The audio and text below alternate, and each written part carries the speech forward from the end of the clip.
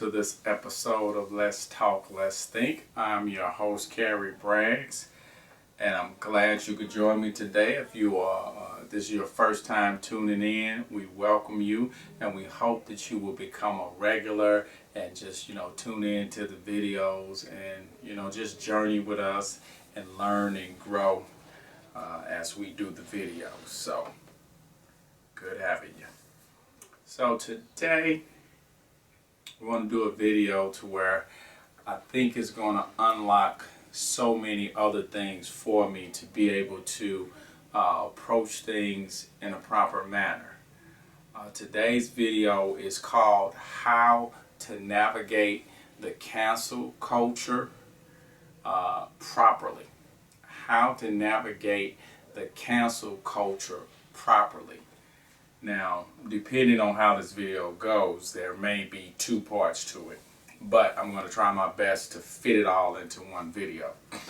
So, I'm putting this video together because I'm at a place in my life to where I want to do the will of God 100%.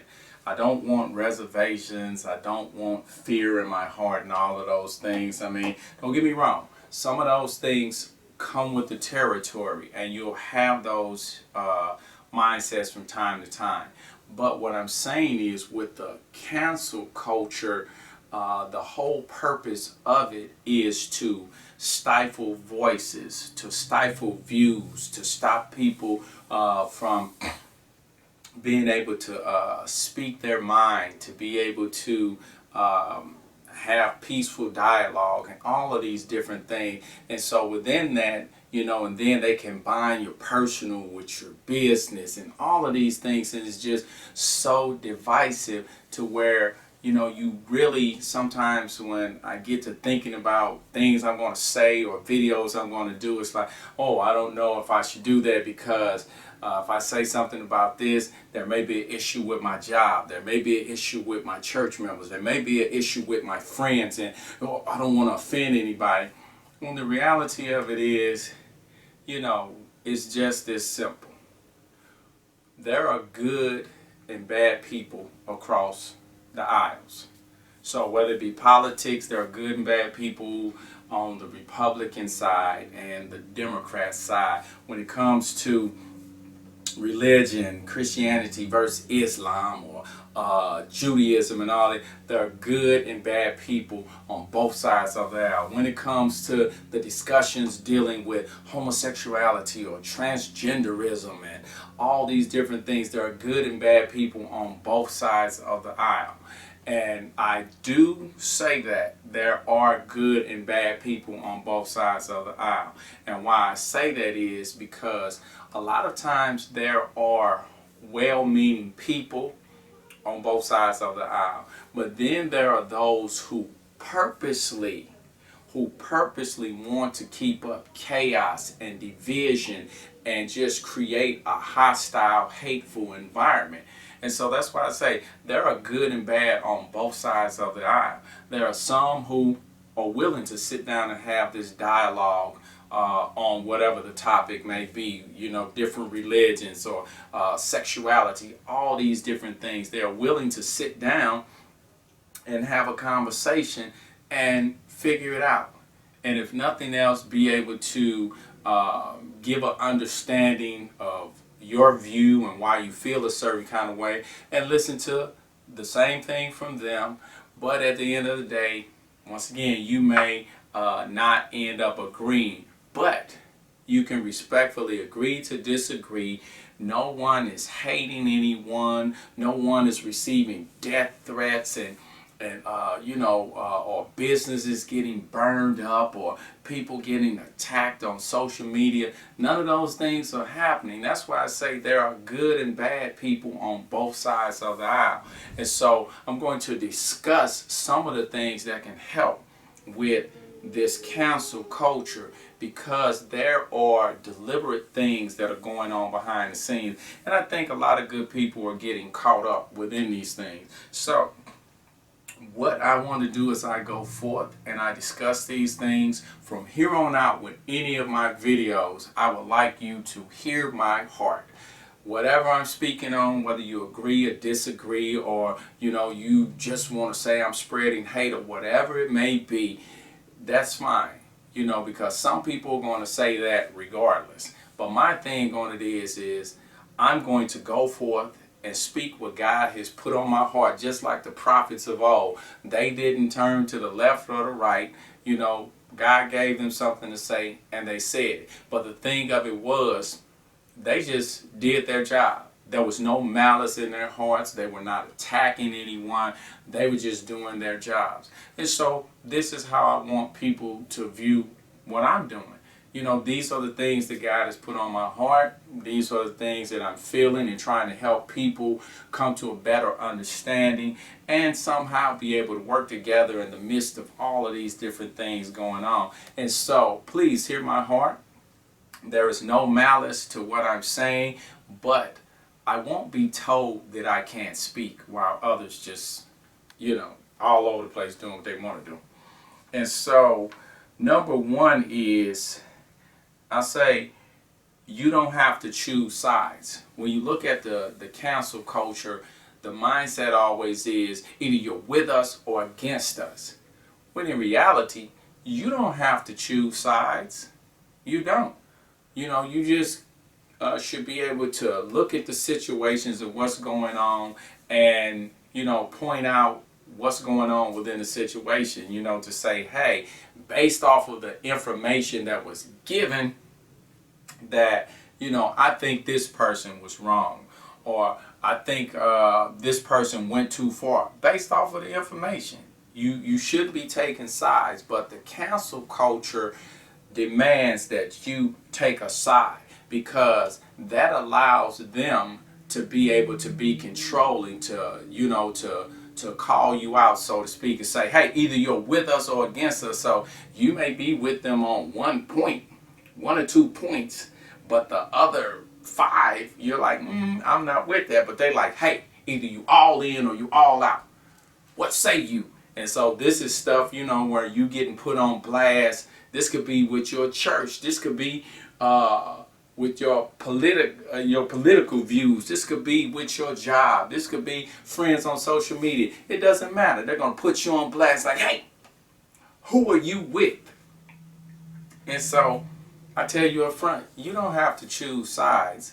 If you're being put in a position where they're telling you you have to choose sides, then chances are that's the cancel culture, and you need to think about that. You shouldn't be forced to do anything, because within all of these things, people are presenting arguments and saying, hey, is this right or wrong? And they're arguing over something, and so that should be what the focus is on. So another thing is, number 2, don't be divisive. And see, that kind of coincides with number 1, with choosing side.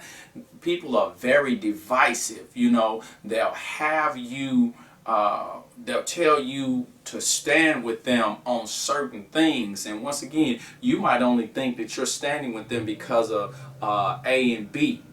You don't know that you standing with them, they got a C, D, E, F, that if you knew about that, you wouldn't be standing with them. So it's very divisive with the cancel culture, to where they paint a certain picture, to where it's like, hey, if you are, or a Republican or a Democrat, hey, this politician did X, Y, Z, so if you vote for them, as they did with Trump, you are a racist, and all of these other things. And where it's like, no, that doesn't necessarily make me a racist. That makes me have the right to vote for who I want to vote for. But it's very divisive, to where it's always something else going on behind the scenes, where you sign up for this, but there's an agenda going on behind the scenes. So you need to be aware of that.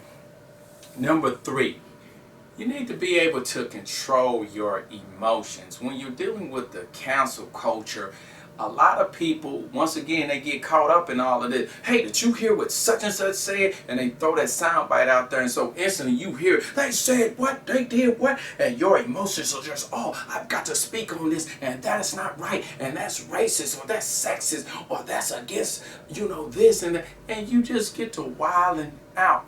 Because why? Because they're playing on your emotions. And so instantly when something happens, hey, we need to cancel them. We need to cancel their show. We need to fire them from their job. We need to not allow them to do this. And it's like emotionally, if you don't control your emotions, then yeah, you're going to be a part of it. Yeah, they need to be canceled. Instead of you sitting up saying, let me look at the situation. Let me find out the whole story. I mean, that's what I do. I mean, because truth be told, a lot of times we have those that we really don't care for to begin with in entertainment, sports, or whatever. So if somebody say that about them, like, yeah, go on, shut them down, fire them, get them out of here. But there are some where this is people we like. We like this entertainer, this singer, this sports person when they say this and like, oh, they need to cancel them. Well, wait, let's think about it. So you should be in control of your emotions to where you can have that same mindset, whether it's somebody you like or somebody you don't necessarily care for, because right is right and wrong is wrong. We all know that. But when we're caught up in our emotions, we're not thinking clearly, because you just think about it. How many times have people done something with road rage, and then once they calm down and the Hulk has left them, they like, oh my goodness, what did I do? I lost my mind. Because your emotions were in charge. But if you control your emotions, you're able to sit up and somebody does something that upsets you while you're driving, you're able to say, I'm not even going to trip off that. This is silly. I want to go home and see my family. I don't want to hurt nobody. I don't want to get hurt.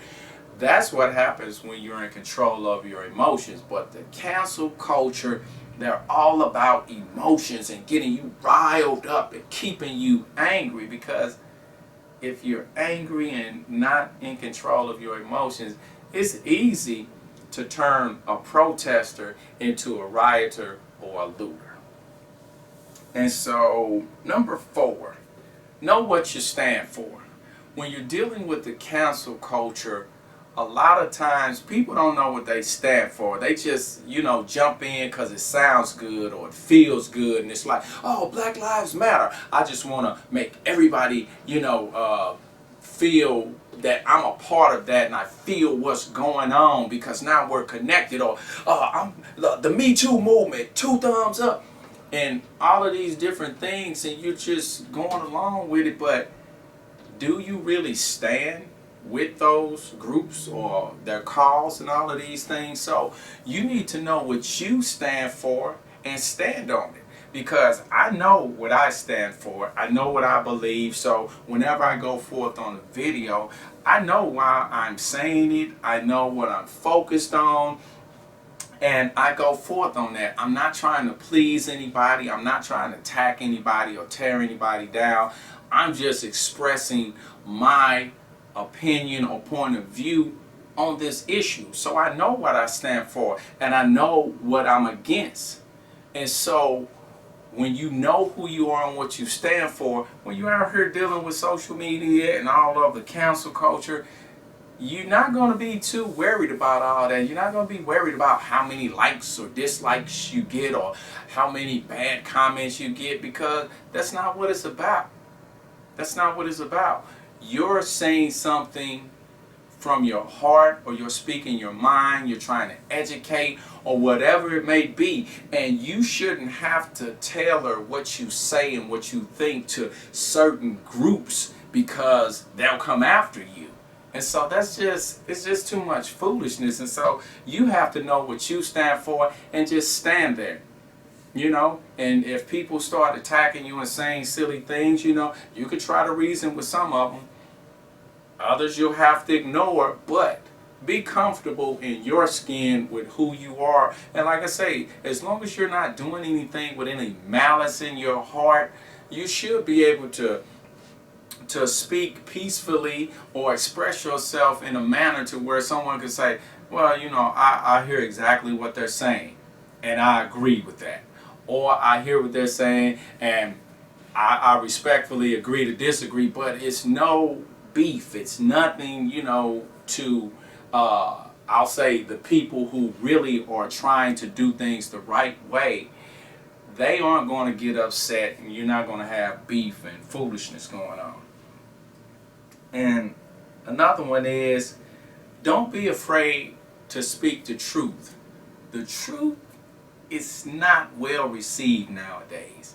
Nowadays, people are just so hell bent on, this is what I feel and this is what I want to do, and I want to try to stir people this way or stir people that way, and all of these other things. And so people don't mind lying nowadays. People don't mind lying. People don't mind, giving misinformation. People don't mind, being deceitful. None of that. They don't mind any of that. But you have to be willing to speak the truth. And that's what I'm trying to do right now, trying to speak the truth to the cancel culture, because it's time out for all of that. Because as I said, for me, I'm getting ready to go into all kind of videos. I'm going after everything and lay it out there, because there are a lot of broken things, a lot of broken systems and broken people and broken situations in the world.